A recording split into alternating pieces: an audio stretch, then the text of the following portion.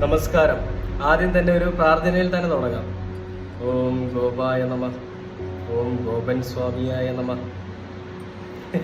എന്തല്ലേ, ഇന്നൊരു പത്രപ്രസ്താവനയില് രാഹുൽ ഈശ്വറിന്റെ ഒരു പ്രസ്താവന കണ്ടു. സാധാരണക്കാരല്ലേ, അപ്പൊ എന്തെങ്കിലുമൊക്കെ അവിടെ നിന്ന് ഇവിടെ നിന്ന് വീഴും, അല്ലെങ്കിൽ വാക്കുകൾ വീഴും. ആ വാക്കുകൾ മറ്റേയാളുടെ വാക്കുകളുമായിട്ട് വൈരുദ്ധ്യമുണ്ട് എന്നൊക്കെ കൂട്ടി എന്തൊക്കെ കഥകൾ ഉണ്ടാക്കി. എന്തായാലും പ്രാഥമിക അനാലിസിസ് അല്ലെങ്കിൽ പ്രിലിമിനറി അനാലിസിസിൽ ശരീരത്തിൽ ക്ഷതമില്ല, ശരീരത്തിൽ മുറിവുകളില്ല തുടങ്ങിയ കാര്യങ്ങളാണ് വന്നിരിക്കുന്നത്. ഇനിയും ഏതെങ്കിലും രീതിയിൽ ഉള്ളിലേക്ക് എന്തെങ്കിലും വിഷം പോയിട്ടുണ്ടോ തുടങ്ങിയ കാര്യങ്ങൾ അറിയില്ല. ഇന്നെന്ന വിശ്വാസത്തിലാണ് ഞങ്ങൾ എല്ലാവരും.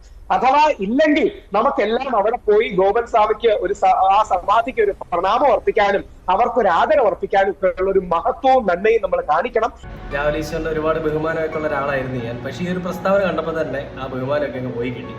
എന്താ വെച്ചാല് രാഹുൽ ഈശ്വർ പറഞ്ഞാണ്, ഈ ഗോപൻ സ്വാമിയുടെ മരണത്തിൽ ദുരൂഹതയൊന്നും ഇല്ല എന്ന് തെളിഞ്ഞു കഴിഞ്ഞാൽ നമുക്ക് എല്ലാവർക്കും അവിടെ പോയിട്ടൊന്ന് പ്രാർത്ഥിക്കാമെന്ന്, അല്ലെങ്കിൽ പൂക്കളൊക്കെ വെക്കാമെന്ന്. എന്റെ പൊന്നു രാഹുൽ ഈശ്വറെ, തലച്ചോറിന് പകരം ചകിരിച്ചോറുള്ള ആളുകൾ ഉണ്ടാവും, നിങ്ങൾ കണ്ടിട്ടുണ്ടാവും. പക്ഷേ കേരളത്തിലെ എല്ലാ ജനങ്ങളും തലച്ചോറിന് പകരം ചകിരിച്ചോറുള്ളവരാണെന്ന് വിചാരിക്കരുത്. അതിൽ തലച്ചോറുള്ള ഒരു കൂട്ടം ആളുകളുമുണ്ട്. അതുകൊണ്ട് തന്നെ ഇത്തരം ദുരാചാരങ്ങൾക്കെതിരെയോ അല്ലെങ്കിൽ ഇങ്ങനെ ഒരാൾ മരിച്ചെടുത്ത് അയാൾ വലിയ ദിവ്യനാണെന്ന് പറഞ്ഞുകൊണ്ട് ഇരുത്തിയിരിക്കുന്നിടത്ത് കുടുംബത്തിന്റെ സ്വന്തം സ്വാർത്ഥ താല്പര്യത്തിന് വേണ്ടി കുടുംബം ഒപ്പിച്ച ഓരോ പരിപാടിക്കൊന്നും കേരളത്തിലെ ജനങ്ങളെ കിട്ടൂല. പിന്നെ മാധ്യമങ്ങളുടെ അടുത്തൊന്നും എനിക്ക് പറയാനുള്ളത്, നമ്മൾ ഓൾറെഡി ആവശ്യത്തിലധികം സപ്പോർട്ട് അവർക്ക് കൊടുത്തു, അവർക്ക് ഒരുപാട് പബ്ലിസിറ്റി കിട്ടി. ഇനിയും ഈ ഒരു കാര്യങ്ങൾ നിങ്ങളിങ്ങനെ മറ്റുള്ളവരെ കാണിച്ചുകൊണ്ടിരുന്നു കഴിഞ്ഞാൽ അവർക്ക് ഒരു സൈഡിൽ കൂടെ വരുമാനം കിട്ടാനുള്ളൊരു സംവിധാനം ഒരുക്കി കൊടുക്കുകയും അതേപോലെ തന്നെ ഇത്തരം ദുരാചാരങ്ങൾക്കൊരു സപ്പോർട്ട് കിട്ടുകയും ചെയ്യും. നാളെയും ഇതുപോലത്തെ സമാധികൾ ഉണ്ടായിക്കൂടുന്നില്ല. അങ്ങനെ ഉണ്ടാകുമ്പോഴും മാധ്യമ ശ്രദ്ധ കിട്ടിക്കഴിഞ്ഞാൽ ആരും അറിയപ്പെടാതെ കിടന്നിരുന്നൊരു അമ്പലം ഇന്നിപ്പോൾ ലോകമെമ്പാടുമുള്ള ആളുകൾ അറിഞ്ഞു.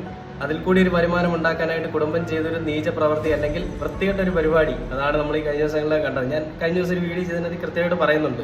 ഇപ്പൊ ഏകദേശം വരുന്ന കാര്യങ്ങളെല്ലാം അതിനോടടുത്ത് തന്നെ കണക്ട് ആയി തന്നെ വരുന്നതായിട്ട് എനിക്ക് തോന്നുന്നുണ്ട്. കുടുംബത്തിന്റെ ആഗ്രഹം ഇതായിരുന്നു, ഈ ക്ഷേത്രം വലിയ രീതിയിൽ അറിയപ്പെടണം. അതിന് പറ്റിയൊരു തക്കതായ റീസൺ ഇപ്പൊ കിട്ടിയപ്പം മാധ്യമങ്ങൾ എടുത്തിട്ട് ഘോഷിച്ചു. അങ്ങനെ ഇതൊരു വലിയ സംഭവമായിട്ട് മാറിയിരിക്കുകയാണ്.